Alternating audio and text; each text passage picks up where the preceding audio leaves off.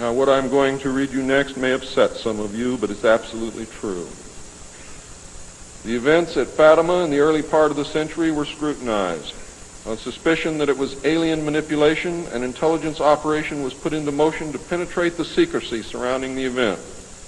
The United States utilized its Vatican moles that had been recruited and nurtured during World War II and soon obtained the entire Vatican study, which included the prophecy. And I don't care what you've ever read before, you have not read the true prophecy. This prophecy stated that if man did not turn from evil and place himself at the feet of Christ, the planet would self-destruct and the events described in the book of Revelations would indeed come to pass. It stated that a child would be born who would unite the world with a plan for world peace and a false religion beginning in 1992. By 1995, the people would discern that he was evil and was indeed the Antichrist. World War III would begin in the Middle East in 1995 with an invasion of Israel by a united Arab nation using conventional weapons, which would culminate in a nuclear holocaust in the year 1999. Between 1999 and 2003, most of the life on this planet would suffer horribly and die as a result. The return of Christ would occur in the year 2011. Is this true? I don't know. I know that it was decided by the United States government that this was indeed an alien event, and I believe that this is more deception which is being heaped upon us. So don't go out of here thinking that the world is going to end tomorrow because of this. It might because of something else, and I'm going to talk about that, but not because of this.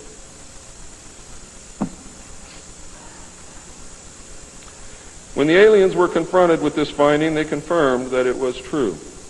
The aliens explained that they had created us through hybridization and had manipulated the human race through religion, Satanism, witchcraft, magic, the occult, secret societies, etc.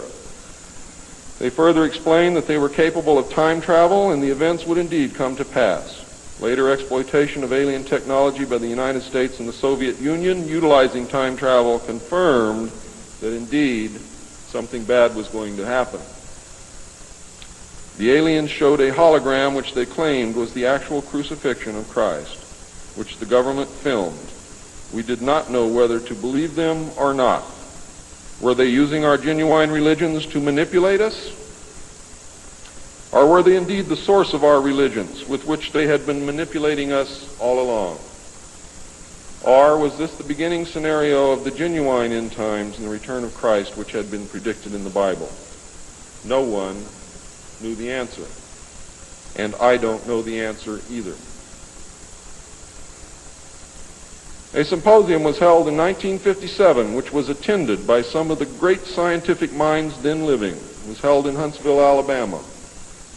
They reached the conclusion that by or shortly after the year 2000, the planet would self-destruct due to increased population and man's exploitation of the environment without any help from God or the aliens. By secret executive order of President Eisenhower, the Jason scholars were ordered to study this scenario and make recommendations from their findings. This was done. The Jason Society confirmed the finding of the scientists and made 3 recommendations called Alternatives 1, 2, and 3. Alternative 1 was to use nuclear devices to blast holes in the stratosphere from which the heat and pollution could escape into space. I'll buy heat, but I'll never buy pollution. Change the human cultures from that of exploitation into cultures of environmental protection.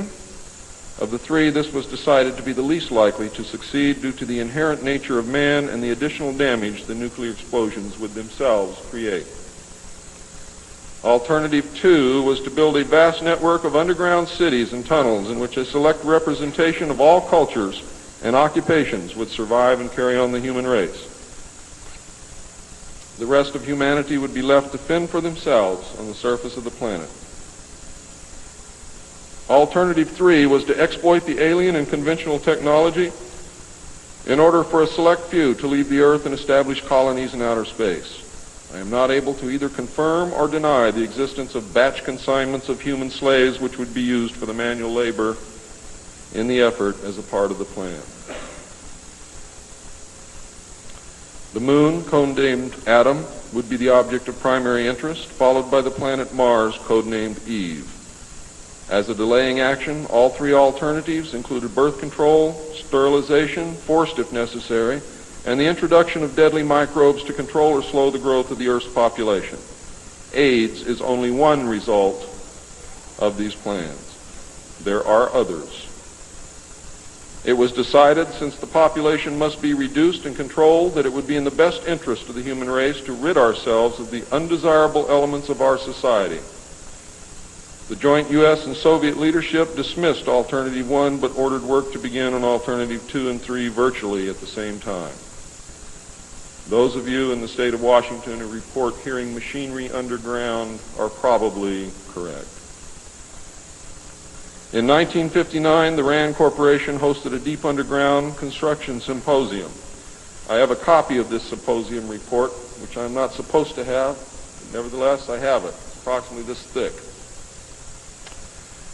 In the symposium report, machines are pictured and described which could bore a tunnel 45 feet in diameter at the rate of 5 feet per hour in 1959. Just think what they can do now. It also displays pictures of huge tunnels and underground vaults containing what appear to be complex facilities and possibly even cities. It appears that the previous 5 years of all-out underground construction had made very significant progress by that time. The ruling powers decided that one means of funding the alien-connected and other black projects was to corner the illegal drug market.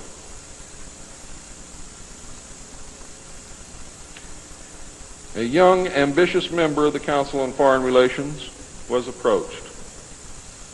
His name is George Bush, who at the time was the president and CEO of Zapata Oil based in Texas. Zapata Oil was experimenting with the new technology of offshore drilling.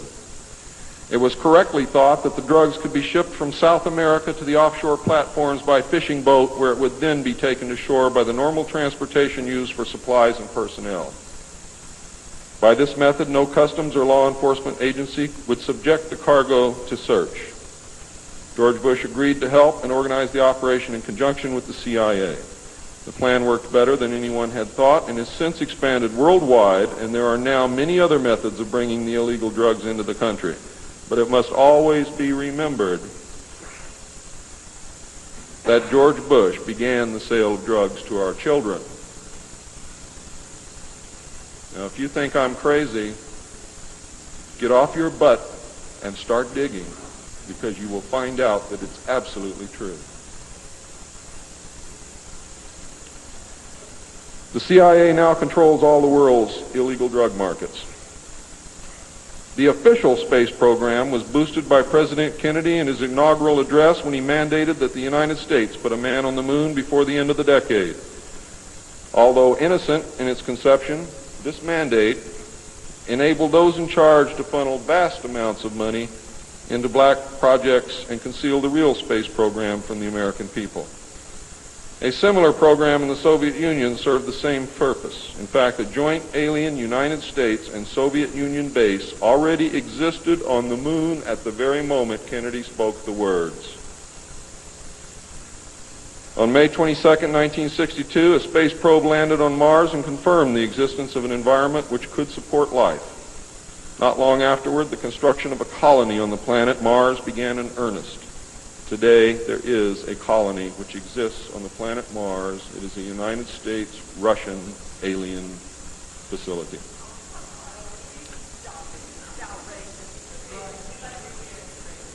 If you believe it's outrageous, stick around a few years.